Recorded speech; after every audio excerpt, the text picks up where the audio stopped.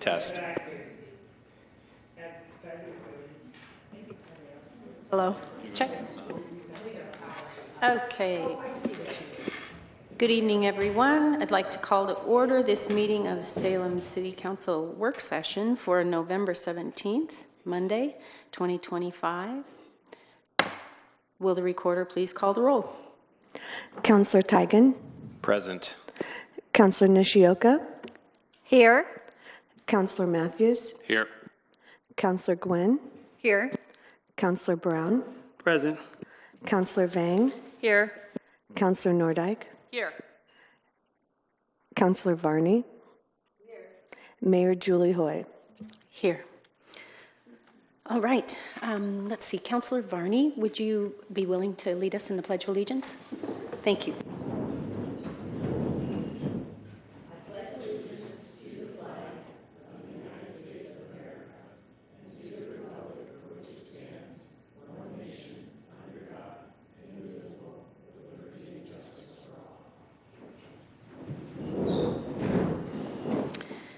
Thank you. Council President Nishioka, can we have approval of the special meeting agenda? I move for approval of the special meeting agenda. Second. We have a motion and a second by Gwynn. Any questions to your motion, Councillor? Yes, we will be having our work session this evening, and that is what the agenda is. Looking forward to it. Courtney Knox-Bush, do you want to take it from here? Or do we need to vote? Yes, sorry, we need to call the roll, please.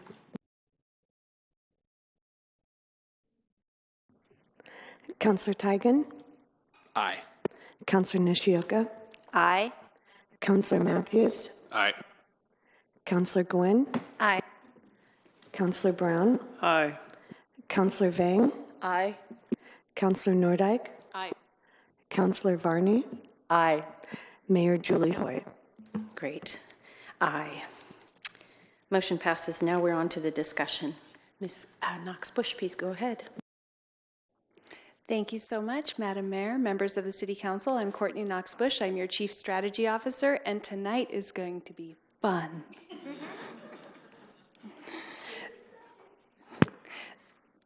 It's in my title. So this evening, with our time together, we are doing the important work of charting the course for the City of Salem's next 5 years.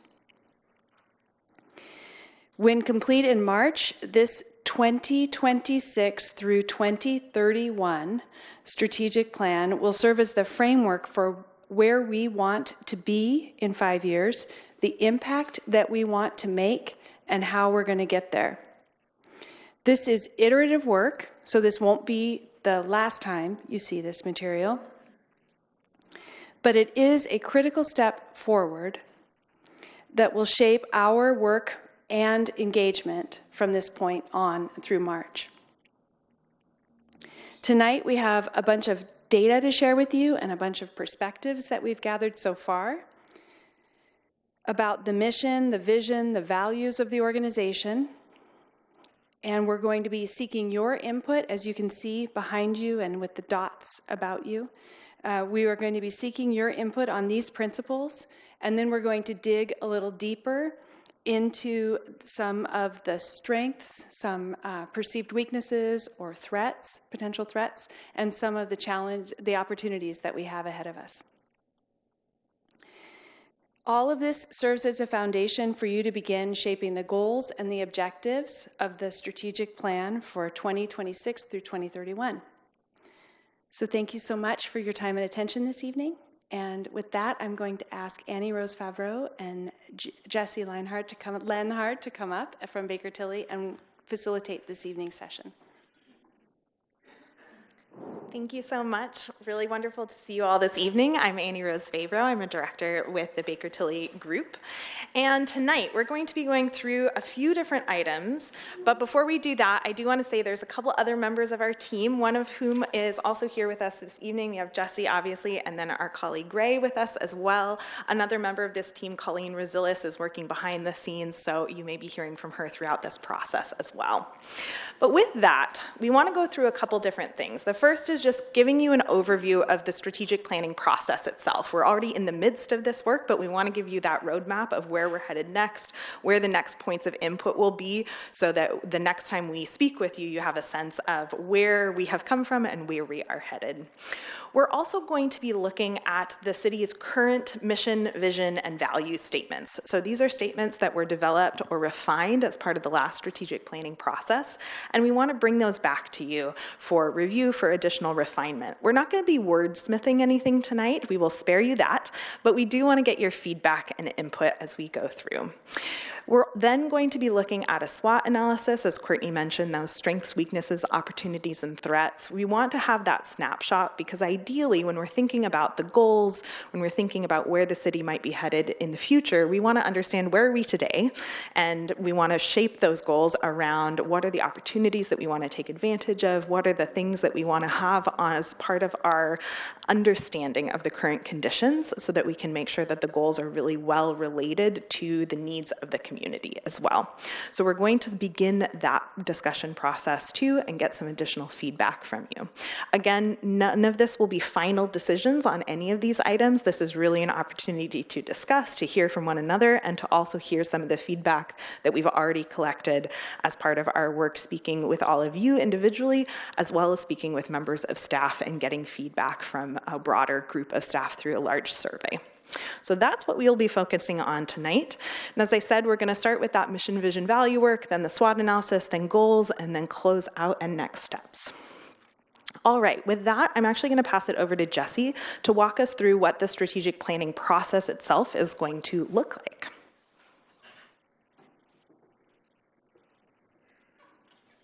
All right, good evening, council members. So just an overview of the project in and of itself. As you heard tonight already from Courtney, we have gathered here today to work out and gather your feedback on development of the City of Salem's next strategic plan. So that plan will cover 2026 to 2031 and identify major goals, objectives, activities, and then also performance measures. Like we've said here today, it'll chart the path for the next 5 years, be a really great communication tool and a great tool also for prioritization to make sure that the work of the city stays focused over the next 5 years. So some fundamentals about strategic planning. Our strategic planning process is really built on a cascading model, which means that we start with the city's vision, mission, and values. So those really are the foundational statements. You will hear us call them foundational statements throughout our work session here tonight, because they really are the grounding framework for all of the city's goals and values and objectives that ultimately end up in the plan. And then that, again, the vision, mission, and values inform the strategic goals of the city. Goals are broad and long-term outcomes. We'll review the goals from the previous strategic plan. And then we will break down those goals into objectives. So objectives really are that next level to get more specific about exactly what the city will set out to do and then build out that roadmap again over the next 5 years. Those actions are that third layer where we detail out the specific initiatives that will help achieve those objectives and then achieve those goals.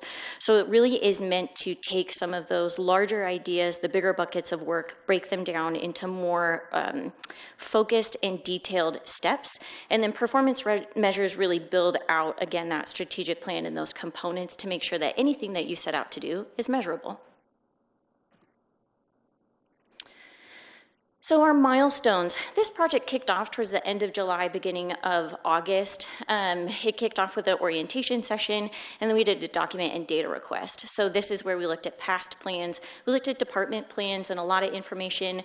Right around this time in September, you also had a community survey go out that was led by DHM. It was open right at the beginning of September, and then you all received a report on the results of those at the beginning of October. That informed and included a big part of our environmental scan. We also did a management survey, which was open also at the beginning of September. That went out to city management, and we'll get you some more information on those statistics. Then the environmental scan also blended into October, where we interviewed all of you. So we got your feedback through that perspective. And then we took all of that information from our management survey, our council interviews, the document and data requests from the city, and then also the results of that statistically representative community survey from DHM in order to inform the results that we're sharing back with you tonight. So here we are in November. We have the council work session tonight where, as we mentioned, we'll review the SWOT, mission, vision, values, goals, and get your take on some of the potential priorities right now. So Annie Rose said this is our first reflection back to summarize the results of our environmental scan and then also set the direction for development of our strategic plan, which will take place in December. So the results of these work sessions will inform development of the full draft strategic plan. That will go through a round of review. As Courtney mentioned earlier, this is not the only time that you'll have a chance to take a look and provide your input on the strategic plan. So we'll get that full draft plan together, circulate that to management for review. We'll get staff input. We'll get your review of that draft plan. We'll get community input, and then we'll make updates, have it go through another round of review before it gets finalized in March. All right. If y'all are still with me, the iterative planning process. So for the strategic plannings, we really want to make sure that we gather really broad input from a lot of different stakeholder groups. And so that includes, as you could probably infer from our environmental scan, input from management and staff. So we gathered that through those surveys and then also the existing documents and data that were available at the city. We want to get perspectives from you all. So we gather that through interviews and then your input during the work session tonight. And then we're also getting input from community stakeholders. So we're taking advantage of the efforts that are already out there. So that statistically representative survey that went out from DHM, we're also gathering community input once the draft plan is developed. And so we are really looking at the council, management, and then the community when we are thinking through who is providing input and perspectives on the plan and how it shapes up. So when we are thinking of the role of city council and management, for some of you, you've been through the strategic planning process quite a few times. For others, this is the first time as a member of city council that you're going through this process. So we always like to cover what typically is the responsibility of city council and then also the responsibility of city management and the city manager. So this is a very high-level overview of the difference between the two. So you will see the table is set up really to kind of have them be both sides of the same topic. So city council responsible for providing that governance, providing that oversight, really deciding on what, requesting information, considering issues, creating, reviewing, and adopting policy, approval of the plan, monitoring progress. You also oversee the Urban Renewal Agency and Housing Authority, and you also will approve and review the budget. City manager and city management will be the administrators and operators, really focused on how this work occurs. So deciding on how, seeking to provide that information to you all for your consideration. They'll provide recommendations, implement the policy, implement the plan, report on progress, supervise and evaluate personnel, and then formulate the budget.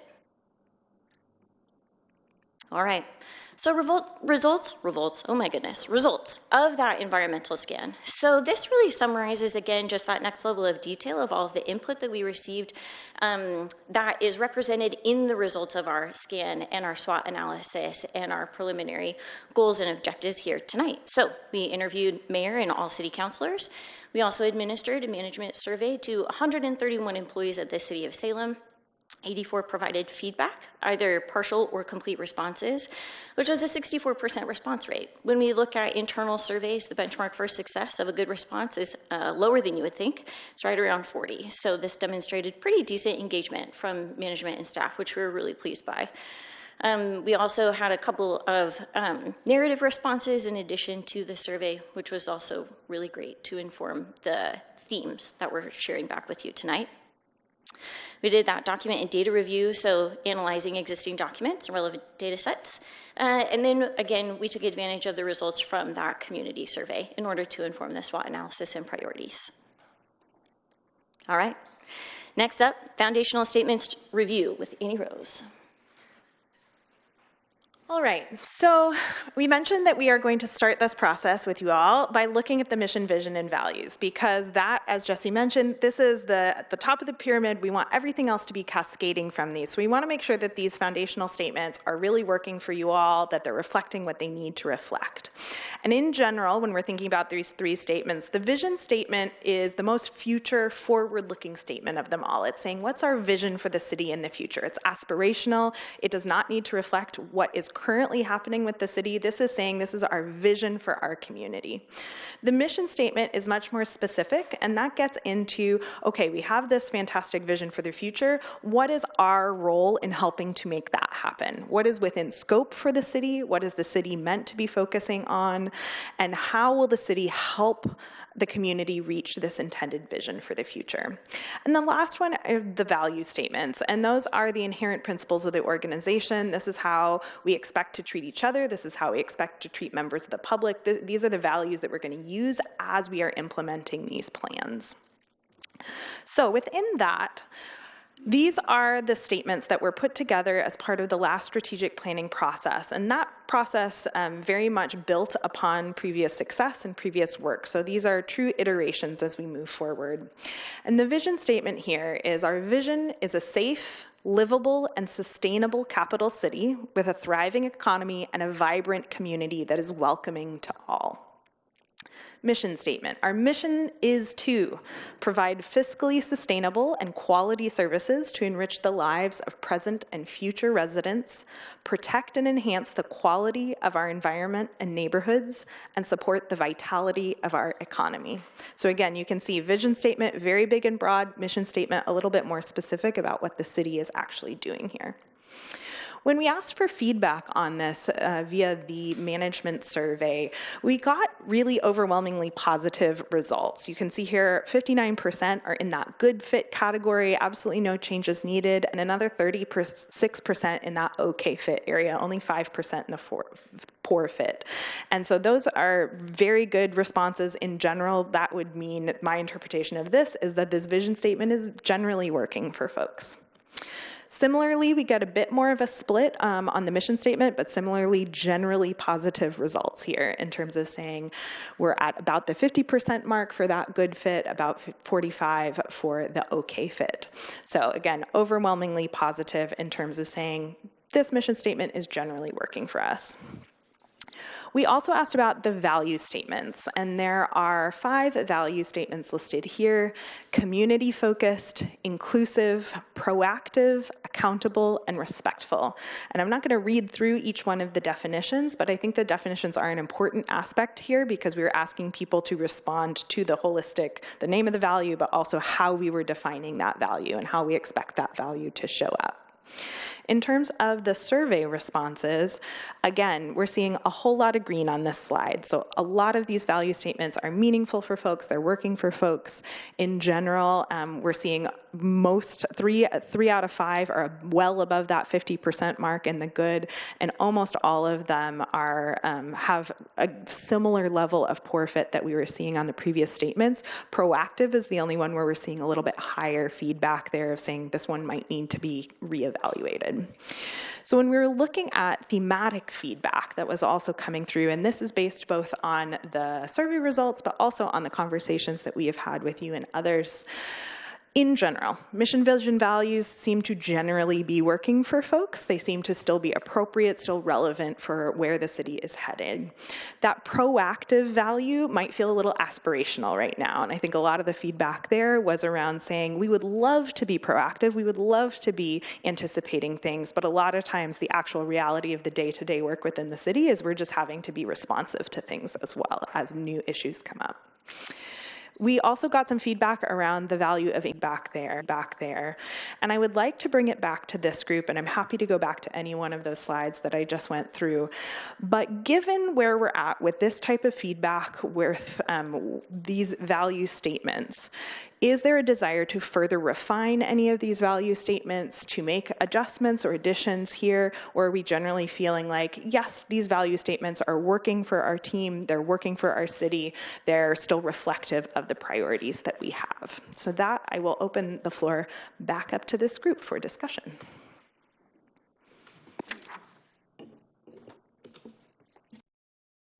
Councillor Nordyke. Thank you so much. I appreciate this. Going back to the mission statement. So the one thing that I feel is not specifically called out here, it says that we provide services, and that we do. But we don't just provide service, we do provide things, namely through the Salem Housing Authority, we provide housing to roughly 8,000 individuals. And over my time as a member of council, we've gone from the year 2019, where we didn't prioritize affordable housing at all, to vastly expanding the affordable housing opportunities we have on offer throughout the city. We've built more housing, we've renovated other housing, we have leveraged private dollars to make other affordable housing projects happen. And so I don't think that that is going to go away anytime soon. I feel that for the 8,000 people that we currently serve, we might be the one thing standing between them and homelessness altogether. And that includes thousands of low-income seniors, children, families, persons with disabilities, military veterans, and more. So when I see that our mission statement talks about our ability to provide services and to protect and enhance our environment and neighborhoods and support the vitality of our economy, I don't feel that our commitment to affordable housing is addressed in that. And I feel that is something that the city can do, that it's not our job to solve it alone. I'm not saying that, but we are making a huge difference for some of our most vulnerable residents, and I would hate to see a mission statement that doesn't give at least so much as a nod to that. Thank you.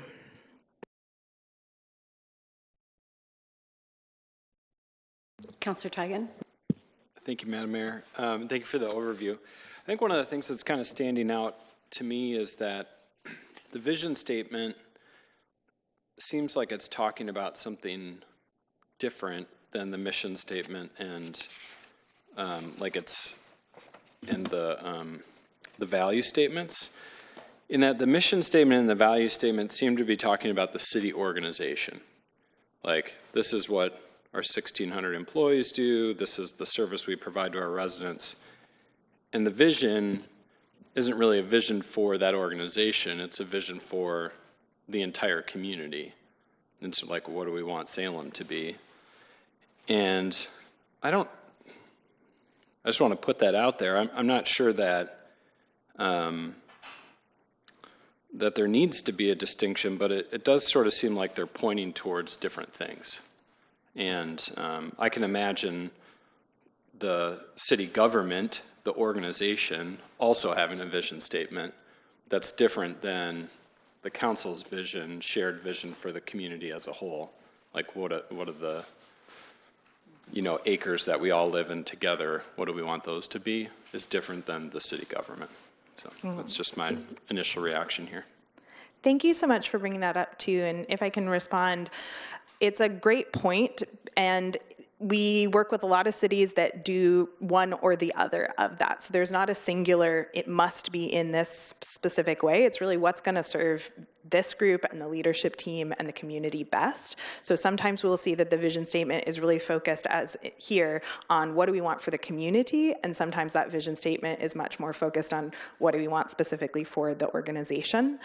In this instance, I think some of the benefits of having the vision be broader is that it helps really ground the mission statement in saying this is ultimately what we're hoping for in the community. We know we're not the only player that is going to get us there, but this is our piece of the work that will help us achieve this vision that hopefully you will be, working with your regional partners and your local partners and all of those pieces on. So pros and cons for sure, but thank you for bringing up that distinction.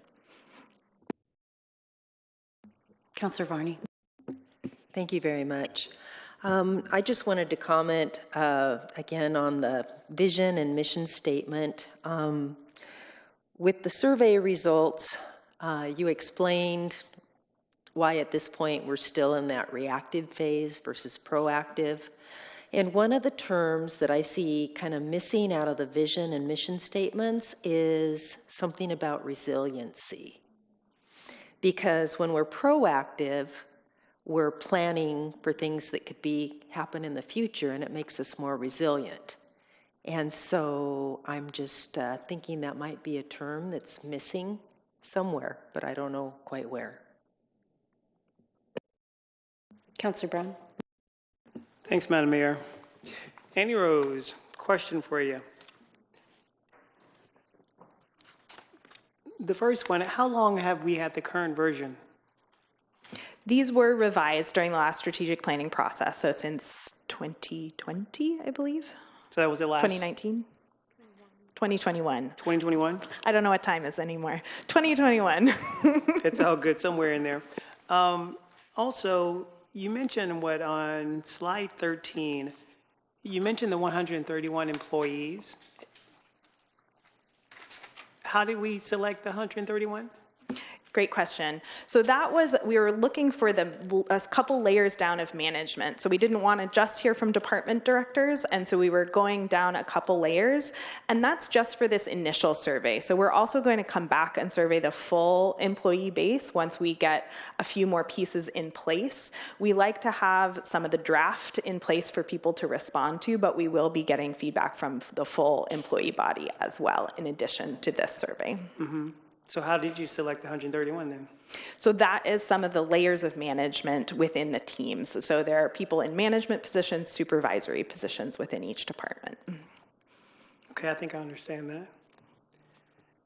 The next one, you mentioned earlier about how there was some discussion on what inclusivity looks like. Are you going to talk more about that later on? We certainly can talk more about that. I think some of this has to do with some of the language that's currently in the inclusivity statement. So right now we say we're committed to ensuring equity and accessibility across city services. We're an anti-racist organization that actively fights against racism and all other forms of discrimination. Diversity is a core strength of our community, and we're dedicated to creating a city where everyone, regardless of culture, race, or ability, can thrive. So just as a reminder that that is the full statement that folks were responding to. And then within that, there were a couple different calls, as I mentioned. Can we, for example, explicitly name additional protected groups? Can we define what equity actually means within this setting? Can we include not only references to anti-racism, but more general encompassing language that is generally about anti-discrimination rather than just anti-racism? And so I think a lot of this is rooted in the fact that there are different people have very different approaches to what the term inclusive means. And even if you look at that definition, it's a very broad definition that has a lot of different elements within it. So I think a lot of this feedback is about saying, what are we actually trying to do as a city here? And can we be as clear as possible in that language? Mm-hmm. And one more, Madam Mayor. So that statement, part of me says that's a work session all by itself. Because if you had to challenge all of us, how would we define, what does it mean to be an anti-racist organization? You'd probably have a different definition for everyone that's sitting up here. So having said that, a part of me wants to consider what Councilor Nordyke said in regards to affordable housing. And then I also want to think about what Councilor Barney said in resiliency. How can we take that input at the same time looking at that particular statement and making that a part of our mission statement also? Because, I think a lot of times people will know exactly, what we are against, but I'm not so sure if people really know what we're for.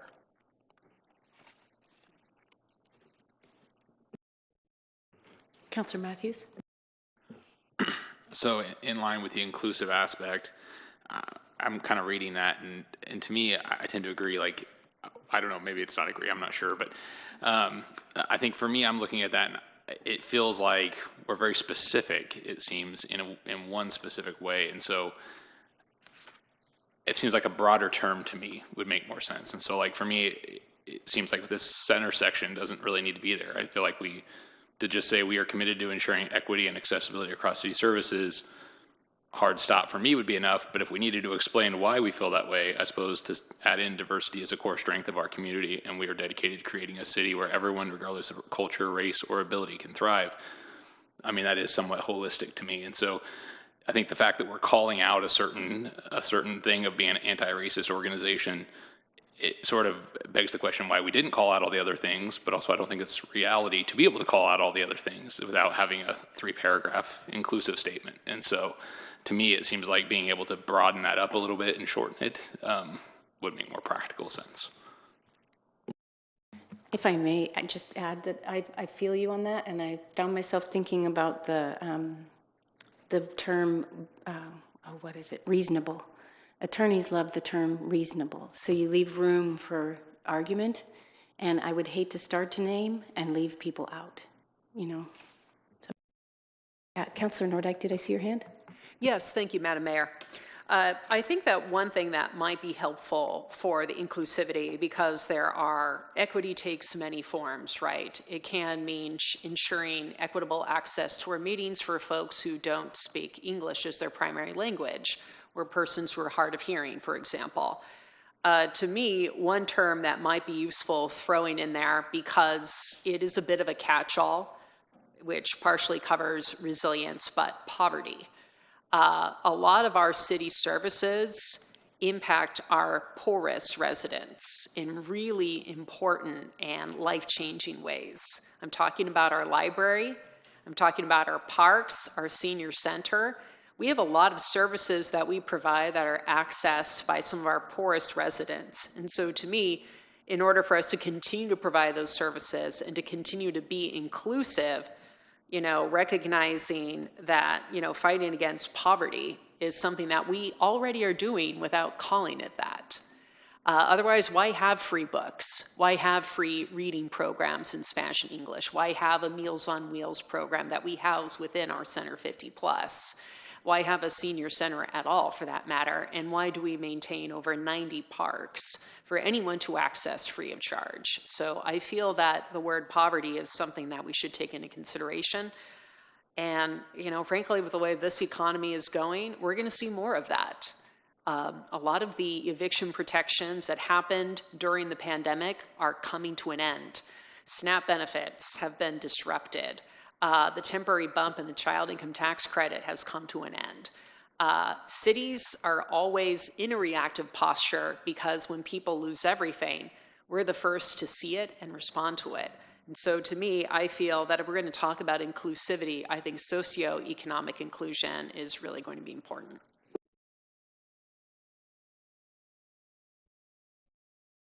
Councillor Barney. Thank you. And thank you all for your comments. Councillor Matthews, I was thinking the same thing about crossing out the middle sentence there. Again, this is the inclusive one. And if we are committed to ensuring equity and accessibility for all across city services. And then the diversity is a core strength. Then to Councillor Nordyke's comment, I'm wondering if we could add something in the list where it says, regardless of culture, race, or ability, if we can add something about socioeconomic status there, potentially. Just a suggestion.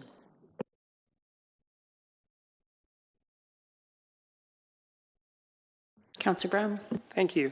Annie Rose, so back on the same topic, that particular statement, they gave input on that also, or just the mission statement? Yes, great question. They gave feedback on the value statement specifically as well. So they didn't see what we're talking about? So they saw all of the current mission, vision, value statements and all the current value statements, and those were what we asked them to provide survey responses to. Okay. Did you get a lot of feedback? Did anyone write anything in regards to? Yeah. Are you going to share some of that later or no? Let me get back to you on that, because we have to be a little careful in terms of how many people actually shared qualitative data, because we've promised anonymity with these responses. So let me see if we can give you a summarized, but longer than this, a version of some of that qualitative information that came back, because we did get some really good responses there. Right. And the only reason I ask is because if we're calling ourselves an anti-racist organization, Personally, I know what that means. But if you had to poll all of us, it may mean something different. So part of me would not want to see that disappear so quickly until we actually understand, like, the opposite of being an anti-racist organization is fill in the blank, right? And so a part of me says, how do we have that conversation also? Because, I mean, I'm gonna be honest, I'm gonna put this out there. When we have conversations about race, folks don't like these conversations. Hello, somebody. People don't like to across the nation. I mean, we have used and we have thrown DEI underneath the bus because that acronym is used for something completely different. And being a person of color, having this statement not only says a lot about us, but it also can speak to what we value most or what we do not care about at all. So part of me says, how do we, the folks up here, how does that impact us also? Because a part of me says every one of us sees the world a little bit different. So I would love to hear what the city manager has to say about this conversation, though. No pressure. No, thank you, Councillor Brown. So the one thing that I do agree with you is I think we have to talk about what we are for instead of talking about what we are against, right? Because to me, as we kind of talk about what we believe in and what our values are when it comes to racism, I think it gives a clarity about what we stand for. So I agree with you. I think that conversation has to happen. Councillor Matthews. When looking at the value statements and the survey results, I do think it's interesting that when people were surveyed, even though we don't know what their private or individual comments were, 53% of them said that while this is an okay fit, it could use work with some changes. That's 10% higher than any other one of our value statements. And so clearly this had more than half of people felt like, well, it's fine, it's okay, it needed work. Obviously that doesn't drill down why, but it does say that that's probably our weakest value statement. And just to add on to this, 25% of respondents did provide some narrative description of why they gave those ratings as well. The themes that we're seeing here are the most common when we were counting down in terms of thematic responses. So anything that you're seeing up here is something that we saw from quite a large percentage of the survey respondents, but we did get a good amount of feedback on the qualitative front too.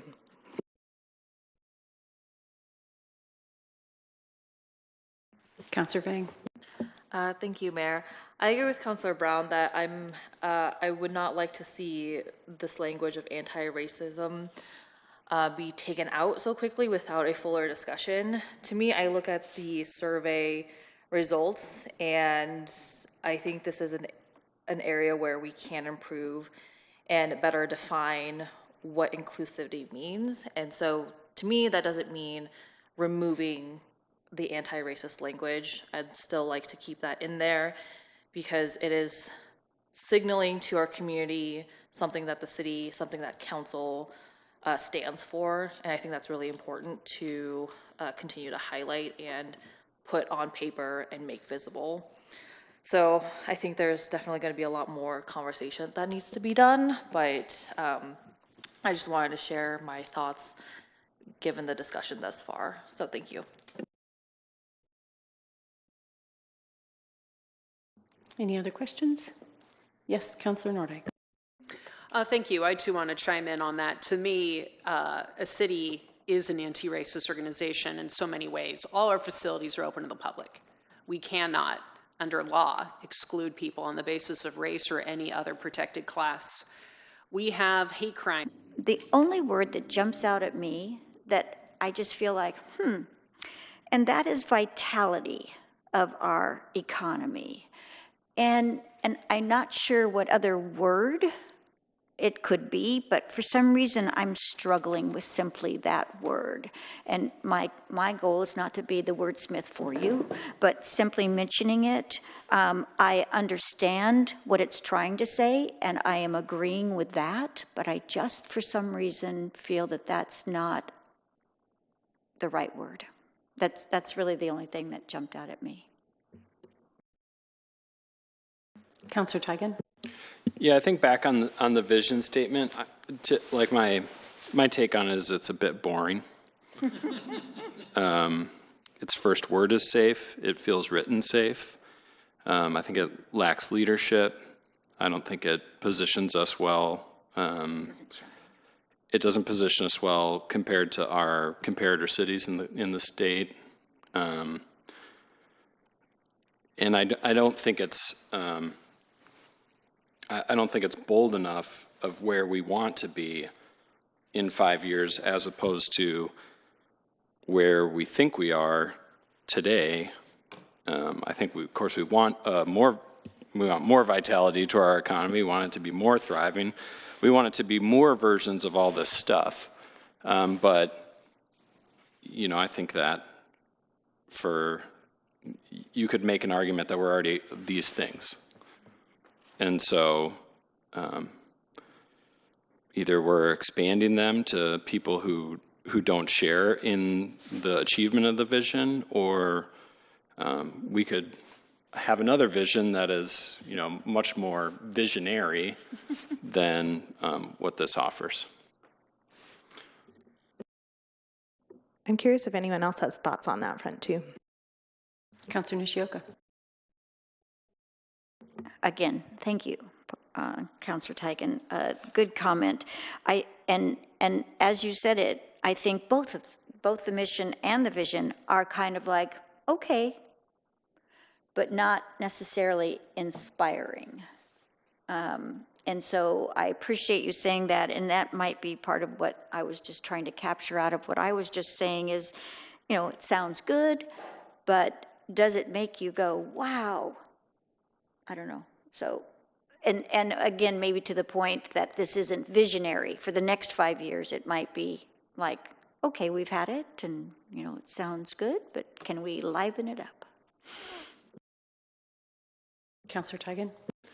Yeah, and I think to try and think about some of the other slides we've seen to help give it a little bit more, my thought, a little bit heft. The city council governs and the city manager manages slide is really also another way to think about this. The city council visions and the city manager, and not just the city manager, but all the staff that she has the privilege to lead, they're the ones implementing the vision, right? And so I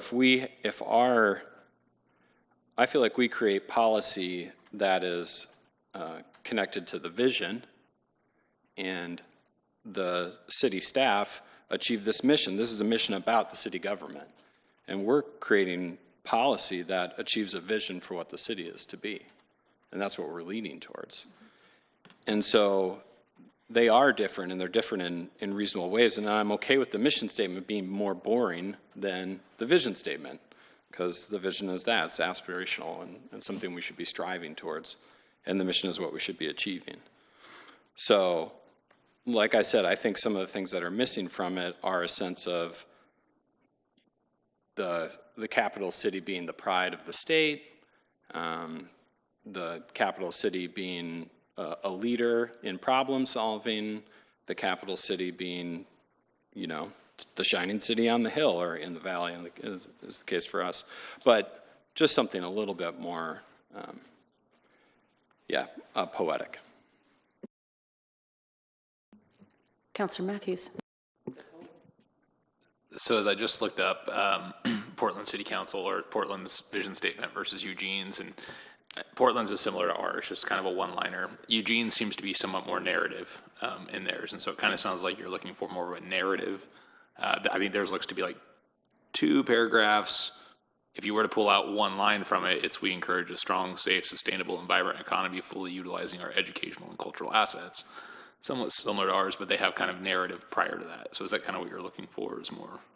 Well, and there's also ties to the fact that they have the state's largest educational, so that they consider that to be the thing that they're, selling in their vision. We could be, identify ourselves as the, innovative problem solvers for cities in the state, and, leading like a capital city should or something. I'm curious if anyone else has, if we're thinking about a more visionary vision statement, if anyone else has thoughts of what you would wish to include in a more visionary vision statement. And we can do this quickly. We don't have to make a perfect statement. I would just love some ideas if there are others in the room. Councillor Brown. I need a point of clarity. Do we alone, us up here, and this is probably for you, Madam CSO, do we alone make the decision as to what our mission and vision statement is? Ultimately, this group needs to adopt this plan. So yes, at the end of the day, you are the ultimate authority on what's in this plan. Based on this conversation, though, we will be bringing this back to staff, we'll be bringing this out to the community, and then we'll be bringing additional feedback back to you all. So I would say this evening is not the moment that you're making that decision, but ultimately, yes. And so even after we chime in tonight and we do it again a second and a third time, we don't technically have to ask the opinion of our constituents about the mission and vision statement? Technically, I don't think there's any law about that. I will defer to the city attorney. City attorney, but it is absolutely best practice, obviously, to be bringing in all of those perspectives to make this as robust as possible. And we will be as part of this work. City Manager Nembry. Thank you, Mayor. So I share Councillor Tigan's sentiment on the vision statement. And, you know, something that, that I think it's important to remember, if somebody asks any of the City of Salem employees or us and says, like, what is your mission and vision statement? And we need to think about it, or we have to go back to the website to see what it is, there is a problem there. That's a big problem. And so, anyways, I just kind of say, I want to say that. So it has to be, you know, to me, when I look at a vision statement, it has to be aspirational. And that's kind of the whole point. Like, we can dream to be where we want to be as a community. And some of the pieces that I personally, I know it's a council's decision, but I'm just kind of giving my comment on this, is I think we are in 2025, where things are quite different than 5 years ago. And we have an opportunity to reimagine services. We don't have to be providing the services the same way, especially with innovation. So we have to be innovative. We have to reimagine services. And the proactive term, I know the staff might see this as aspirational and we need to think about it, but I think we are at a turning point right now as a city. And this is the time to talk about proactive services. And as we were looking into different areas, I know something that we were talking about, when we are spending a lot of time and energy and financial resources on reactive services, it's important to take a step back to say, can we try something different? What happens if we invest into proactive services in those areas where we are spending a lot of time on the reactive or a lot of resources there? And can we kind of do things differently where we can reduce that total cost of operations, one financially, and also providing better service to that community? So I think we have to be looking at our vision statement and to be more aspirational than being safe. That's kind of my personal opinion. Well put. Anyone else? Councillor Vang. Thank you, Mayor. Councillor Tigan, I think you bring up a good point about our mission statement being inspirational. And that just kind of reminded me to one of my favorite TV shows, where the opening line is space, the final frontier. These are the voyages of the Starship Enterprise. So if we were wanting to bring, you know, some inspiration, something, some leadership, I wouldn't mind kind of going that route either. So anyway, that's just kind of my little 2 cents, little insert of humor in there. So thank you. A part of me says you should ask all of us what are our top 3 favorite movies. And then we'll see how our top favorite 3 movies will kind of impact the things we say tonight. Excellent. We will add that to the next survey. Great. Thank you all so much for this feedback. This is very helpful. This is exactly what we're looking for in these conversations. So we're going to take this, as I said, we're going to take this feedback. We're going to be working closely with the senior leadership team, with the community, with members of the staff as well. And so we will be coming back to you with future ideas, future iterations of this. On that note, we also want to talk tonight about goals. And we're going to start our conversation around the goals with our SWOT analysis. These are preliminary results. Nothing is set in stone here, but these are some of the thematic pieces that came through as we were doing our fact finding. So I'm going to hand it over to Jesse to talk through SWOT.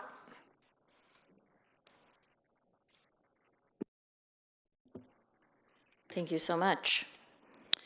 All right, SWOT analysis, our strengths, weaknesses, opportunities, and threats. So SWOT analysis is the foundation of any good strategic plan. Ideally, when you're going through the strategic planning process, you have an accounting in that snapshot of your strengths, weaknesses, and opportunities and threats. So you build your strategic plan, leveraging those strengths, mitigating those weaknesses, understanding where those threats or risks are, and then also kind of looking ahead and doing the survey to understand any opportunities. So then when you look at building out those goals, that's really responsive to that SWOT analysis. So SWOT analysis, we like to break it into two parts, your strengths, weaknesses, and then opportunities and threats or risks. So strengths, weaknesses really are looking internally at the city of Salem, to that organization, their internal factors, positive and negative, that can affect the organization's ability to achieve its goals, or things that are yet to be developed, or things that are challenges that might get in the way of the city achieving its objectives over the next 5 years. Then we look at opportunities and threats. These are things that the city might need to respond to, but are not always within the sphere of control within the city. So those are things, industry trends, changes in technology, shifts in the political environment, and then community support, different community priorities. So those are often, like I said, things that the city needs to respond to, but often aren't within its direct sphere of control. So the SWOT analysis, like Annie Rose mentioned, really is that snapshot of where we are today. It's what we use to kind of build the foundation of the plan. So strengths, starting off on a high note. The information that informed this snapshot, we talked a lot about what went into our environmental scan. So documents, data, DEHM survey, council interviews, management survey, and things like that. So this strengths, resoundingly across the board and across all of those different channels of input, folks called out this strength of dedicated and skilled city staff. So that was something, a huge strength to leverage moving forward. Transparent leadership, increase in community satisfaction with city services. So it's gone up over the last little bit of time, 57% in 2022, 68% in 2025. We looked at 2022 versus 2024. Those results have a little asterisk because the 2024 survey was more focused on other areas. You all have an engaged community. There are folks who show up and respond and provide input. We're looking forward to that when the draft plan comes out. We have an efficient public safety services, including police and fire, strong community relationships, commitment to the public library, good investment in parks and recreation, water, stormwater, and sewer services, street lighting, commitment to sustainability and climate action, as well as commitment to sound budget practices. So what you see on the list are those responses. We looked at the SWOT analysis from the previous strategic planning survey. We provided those as some options that people could vote on in the management survey. The ones that you see here are those that received a 30% plus rating from the management survey. They're also ones that came up pretty commonly within the DHM survey. Those are ones where city services received a 50% plus rating on satisfaction, and then also themes that we gathered through narrative feedback on the survey, and then also interviews with you all. Similar to weaknesses, this again was informed by feedback from council interviews. That's that 30% or higher rating from the management survey, narrative feedback, and then also city services that received 49% or below on the satisfaction rating from the DHM survey. So financial instability and resource needs. This came up as a top priority, top weakness, area of focus for this city. Managing multiple and at times competing priorities. There's a lot of demand demand on city services that don't always connect or jive really well. So really kind of thinking through and recognizing that there can be this tension in priorities. Aging, under-maintained infrastructure, city streets and sidewalk maintenance, as well as bridges, change fatigue and staff burnout, city planning and development review processes, information accessibility, really looking at opportunities to increase that, noting that as an area for improvement and a current weakness. Staffing shortages came up a lot of times across the city. Inefficient or highly manual processes, that's already, work to address some of that's already underway and is included in some of those priorities that we'll talk through later tonight. Inconsistent departmental collaboration, it just varies, which is really natural and not unexpected, especially when you're working in a really responsive environment where you have multiple and sometimes competing priorities.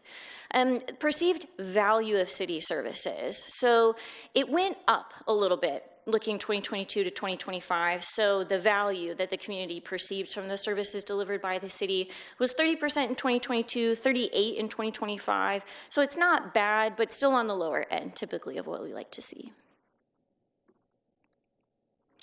So then thinking through threats. So these are ones, the external environment. Again, things that the city doesn't necessarily have control over, but often is responsible for responding to. Social issues, homelessness, poverty, and inequality, top of the charts across all of the different feedback mechanisms that we use to inform this SWOT analysis. Direction of the city, 59% believe the city is on the wrong track. It's down from 68% in 2022, which is important. And a lot of folks, 68% believe that it's a combination of things, both within and outside of the city's control.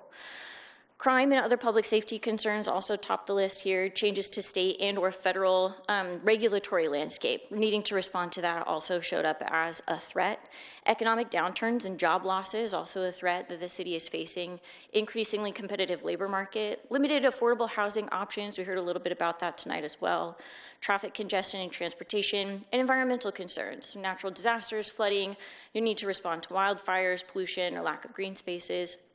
Insufficient parking availability, and undue influence of special interest groups were other themes that we heard as threats or risks. Opportunities. These are ones where we were looking at, again, that 30% response, feedback from narrative responses provided through the survey as well as interviews, and then also opportunities for improvement and themes that also came out from the DHM survey. So opportunities really to look at. Downtown and commercial district revitalization, affordable housing and mixed use opportunity and development there, transportation and connectivity improvements, technology and smart city solutions. Heard a little bit today also about opportunities to make city services more streamlined, more affordable, lower cost. Opportunities also for education and workforce alignment, government and administrative role, so really leveraging the capital city status for jobs and investment and improvements to external communication and knowledge sharing throughout the city. All were those kind of opportunities that arose as themes. Which leads us to our next discussion question of the evening, which generally, are we aligned on themes that is outside of the city control and more of a external pressure on the city? So I don't necessarily know if financial instability is, to me, it just doesn't seem like it fits here as a weakness, because I do think that a strength of the city is that the city has been able to be as efficient as it could with the limited resources it has. And I think they kind of conflict with each other, having them under the same, as labeled as internal factors. And then kind of in that same thread, under opportunities and threats, the second point of the city going in the wrong track, I view this more as like a strength, because back in 2022, it was 69%. And in 3 short years, the city hasn't been able to reduce that by 10%.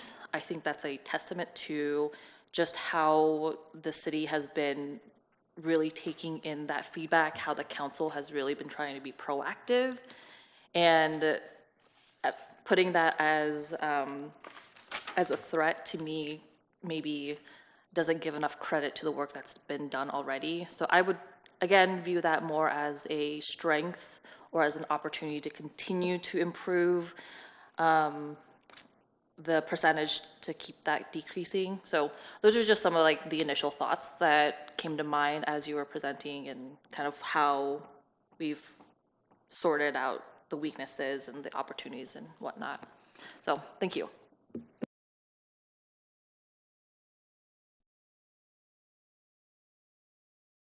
Thank you for that, Councillor Bang. I would just add that maybe a bit of a contradiction, but it seems to me that since I've been involved with council, the answer to why we can't do something is always we don't have any money. So that does seem like a weakness to me, like we're always scrambling for resources to make things happen. That said, we've turned around a budget and gone from a giant deficit to in the green for the next 4 years. So it feels like we're in a better place, but that we're not quite there. So, and I don't know how you ever get there, frankly, because everything just keeps getting more expensive. Anyway, just my 2 cents worth. Councillor Nishioka. Thank you. Back to something that Councillor Barney said earlier, what I'm not seeing on any of this, and I think maybe should go under opportunities, is build resilience. Again, back to I'm hoping that we, over the course of the next 5 years, can figure out ways to build resilience in many different areas. Whether it be being prepared for emergencies or more resilience within our budget and how we manage that. So I think that is something that needs to be in here somewhere, whether it be opportunities or somewhere else. But I think that that is probably one of the things I hope that we can figure out ways to build towards. Councillor Brown. Thanks, Madam Mayor.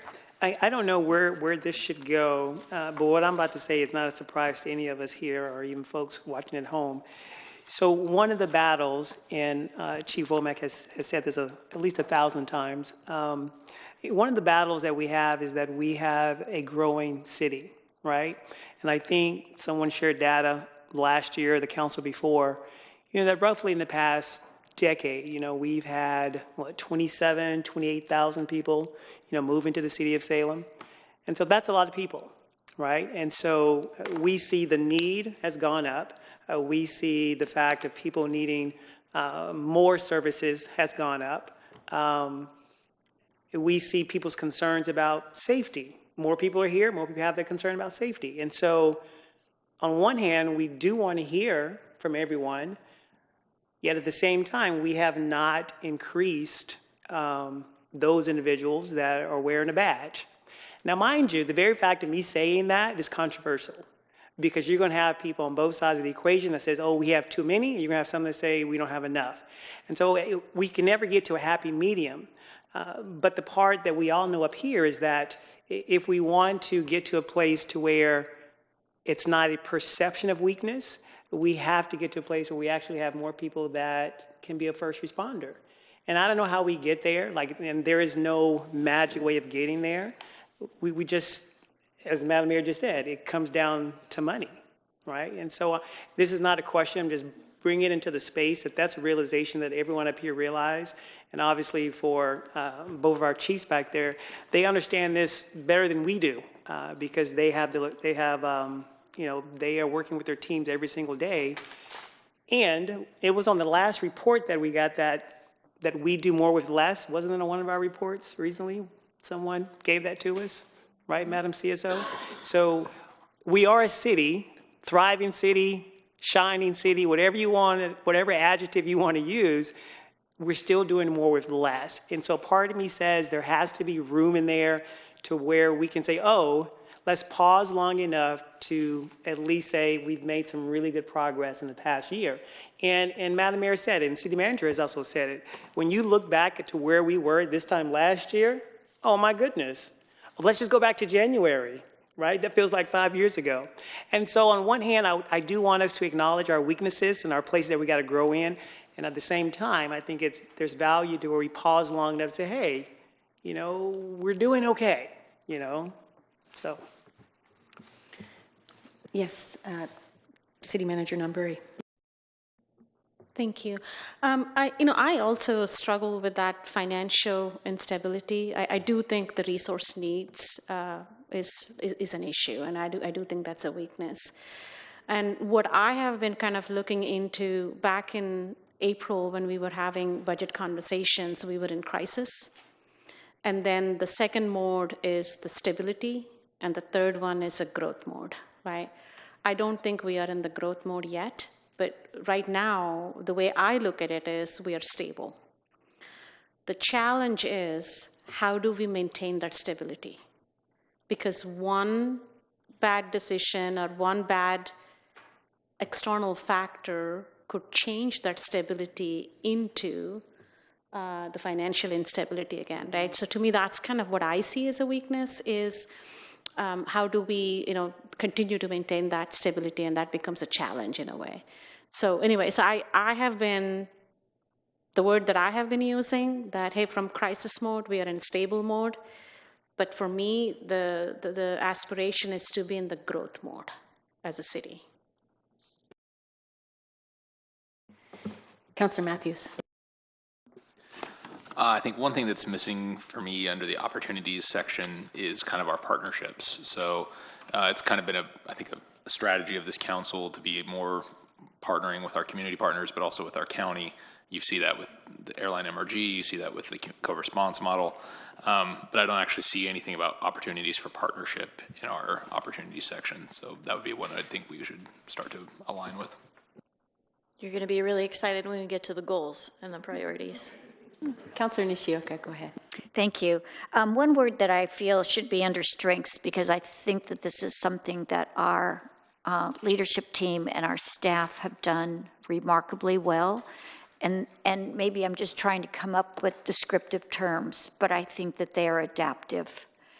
And I think that that needs to be shown as a strength, because being adaptive is really recognizing, looking at everything, and determining maybe a slightly different direction or improve that direction. So I'd like to see something like that in there. Councillor Tigan and then Councillor Nordyke.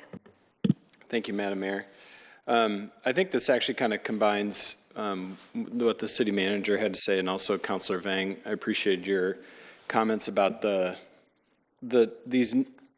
information we get from the pollster, the way that they ask people to kind of split up their the community satisfaction, community value, right track, wrong track, like that sort of polling, I think gives us really different data sets. Like, what are people thinking about when they answer that question? Do they think taxes are fair versus do they think, is the city doing a good job versus is this a good place to live? But I think to Councillor Vang's point, I do think it is an opportunity that all three of those indicators are headed in the right direction. Like, that trend line is something that's worth identifying as an opportunity, and for us as leaders to reflect on what has created the condition for that trend line to be happening, and make decisions that moves that trend, continues to build on that trend line. Because I think it does have to do with the things that we've been doing now for the last 11 months. So I think it's worth stating. And I also think part of this plan, and I really appreciate, Krishna, how you framed it there.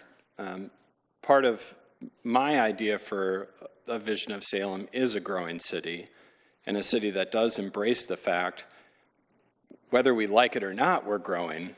We've been dictated by the state to grow. You must add this much housing. You must bring this many people into your community.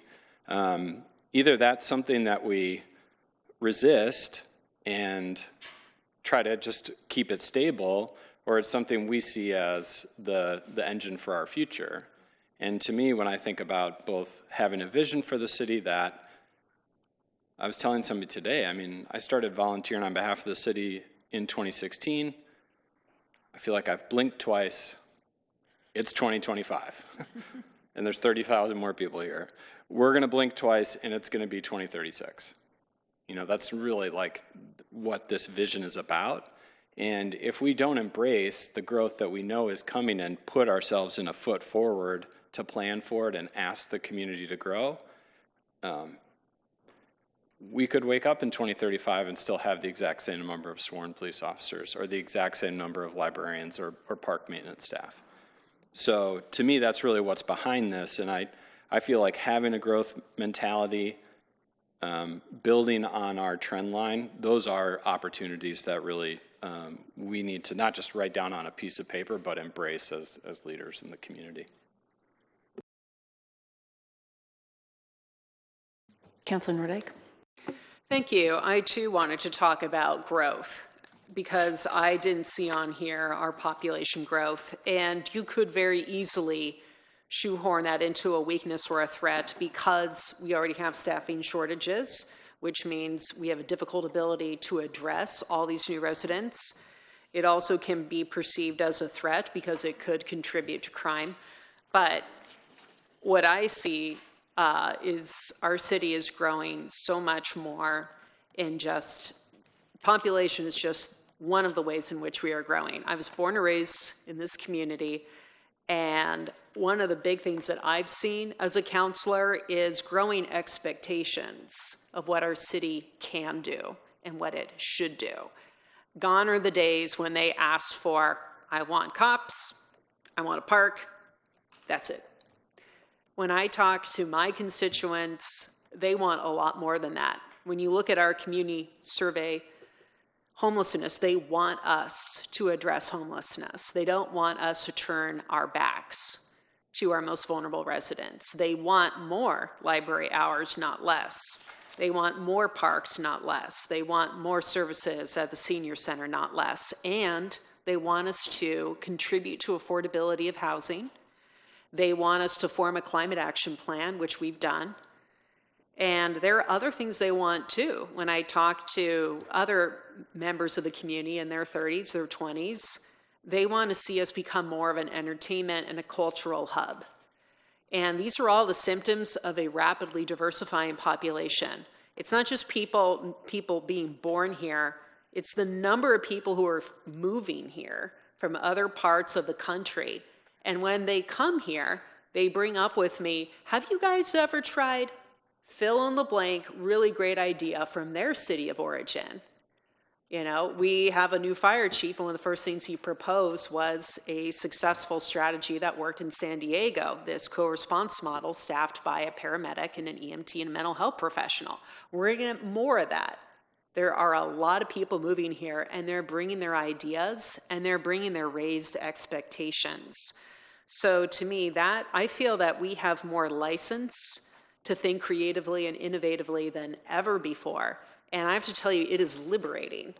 I think that this is absolutely an opportunity for us to make our next strategic plan a lot more visionary. Councilor Brown. Thanks, Madam Mayor. You know, this is probably in here somewhere, but I'm going to say it. You know, one of the weaknesses that we all know we have, and this body has very little influence on how to change it, is that we have a, and Tygan's going to love this because I can hear him saying this right now. When we think about our tax system in this state, it's a structural tax system that does not work. Am I right?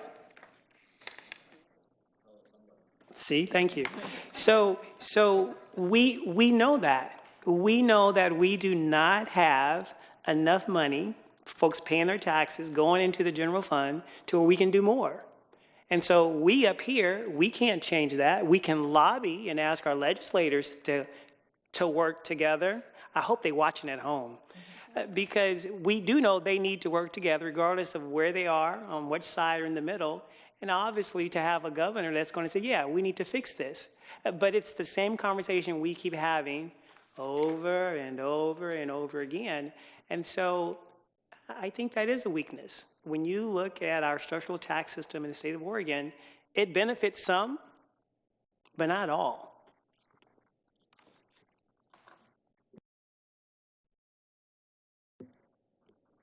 Anyone else? All right, moving on. Great, thank you so much. I was taking lots of notes, so really to recap, when we are looking at reviewing and updating the SWOT analysis, really think through the reframing of this. What are opportunities? What are the positive sides of some progress that we've made? Not being shy about leaning into that. Taking time to recognize accomplishments. That's something that we've also been talking about, really highlighting what has been accomplished by the city since the last strategic plan. Really looking into bringing in themes around resilience, adaptability. I wrote down scrappiness. Innovation, but then in a way that is sustained. So now that we've done a lot of really hard work to get to where you are right now, what are some good things that you could put in place to continue that same trajectory? Thank you. I like the scrappiness. That's right. Okay, so we wanted to talk about the SWOT analysis before we talked about goals, because we want that to be in the back of your heads as you are looking at the previous plan strategic goals and thinking about, do these still make sense for us today? It's been 5 years. Where are we headed? Are some of these aligned? Or are some of these not aligned? So when we think about goals, as a recap, these are your biggest aspirations. These are long range, these are broad. We're talking about the kind of areas of focus that the city's work is going to fall into. For the 2021 through 2026 plan, safe and healthy community, welcoming and livable community, strong and diverse economy, safe, reliable, and efficient infrastructure, natural environment stewardship, and good governance. These were your 6 focus areas, and I won't read everything on this slide, but that gives you a sense of kind of where the conversation was at in 2020 and 2021 when these were put together. So we asked again for feedback on these, and very similar to the other survey results, we have a lot of green on this slide. Most of these are 50% or higher, saying yes, this goal is a really good fit for us still. Quite a lot of okay fits in here. And just a few where there are a little bit more of that negative response as well, but really quite minimal, especially in comparison to when we asked this question in a lot of other cities. This is very, very positive response rate that we're seeing here. So within that, a couple of the qualitative have goals that are too big, that are too broad. We want to have goals that are very reflective of community needs and where we want to focus. We talk a lot about, a strategic plan should tell you what to say yes to, but it should also help you decide what to say no to as well. So within that context, I do want to ask, are there any areas of work that are missing? Are there any areas of work within these goals that we could deprioritize based on city resources? And again, I'm going to go back to bring these goals up so that you can have them in front of you here. There are 6 important goal areas, and I am really interested to hear your feedback on, again, do these still feel like we're headed in the right direction? Are we missing any major goals? Are there any goals that could come off of this list given where the city is at today? Councillor Nishioka. Thank you. So as I look at these and I go, well, hey, we're doing that. Hey, we did that. I think that what would be nice is if we could kind of turn how we've done some of these things into more aspirational for now the next step. Because again, it was very exciting to read these. I'm going, okay, well, we're doing this and we're doing that and we're trying here. So I guess again, to Councillor Tigan's point about being more visionary, I think this needs to be more visionary as well, because we have or we are accomplishing these. What is the next thing? Like, how can we make this even more visionary for 5 years as we blink our eyes twice and we're there?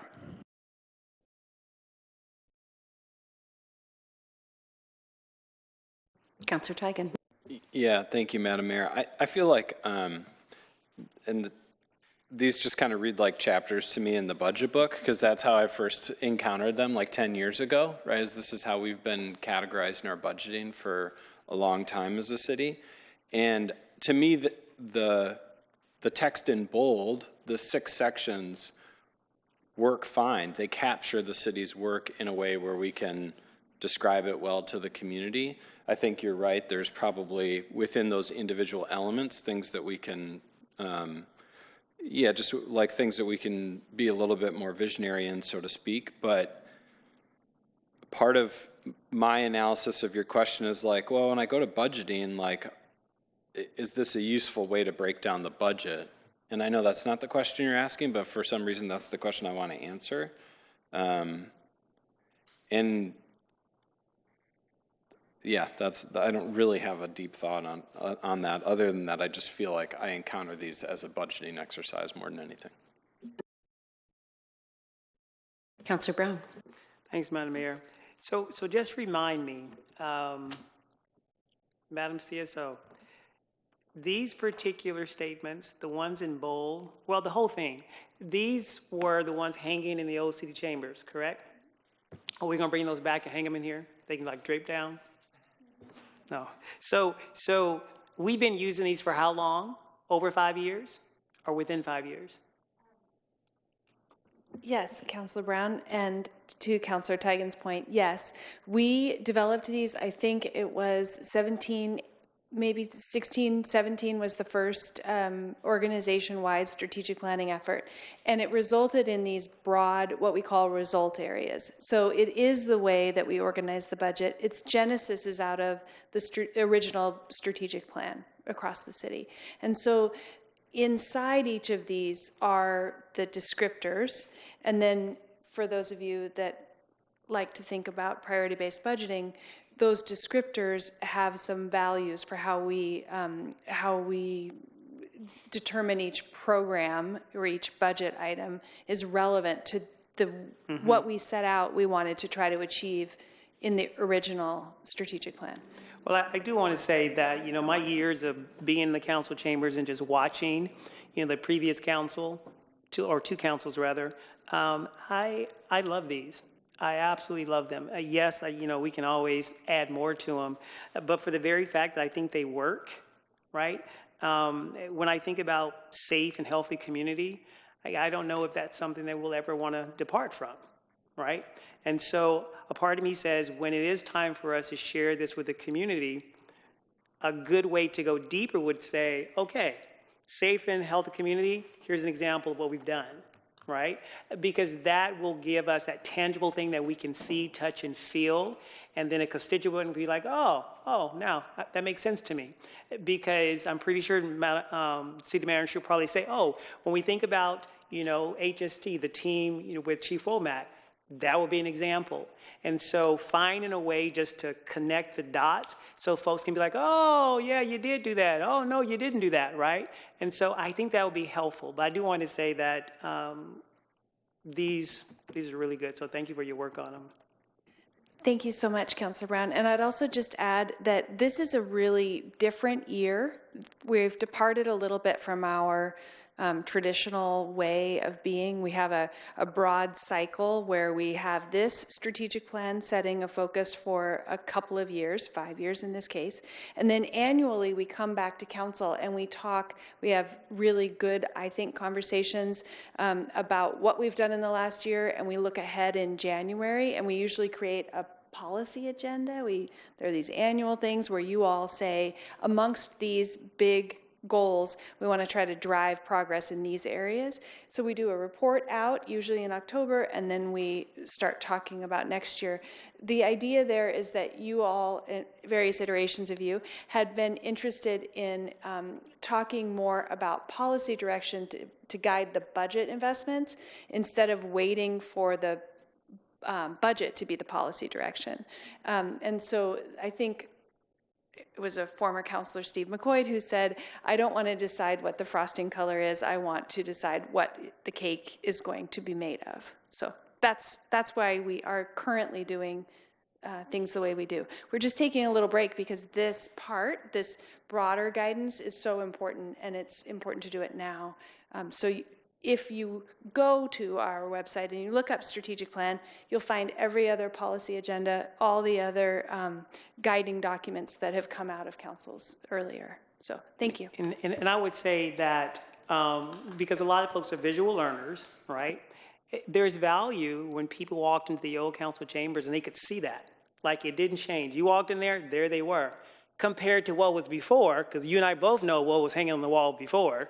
Right now people are thinking like, what was on the wall before? See me after the meeting, I'll tell you. But no, there's value in that, right? Because you walk into the council chambers like, oh, this is what they stand for. This is what they value. This is what's important to them. And for me, it's just a constant reminder, right? This is what we're shooting for. We may not be there yet, but this is what we're aiming for. I had one quick thing to add, pretty simple, but in the first, under safe and healthy community, I think a word we're using a lot these days is clean, and that's not present here. And I think, honestly, we're dealing with more trash than we've ever dealt with in Salem. And to me, it would be important to add that. Councillor Nordyke. Thank you, Madam Mayor.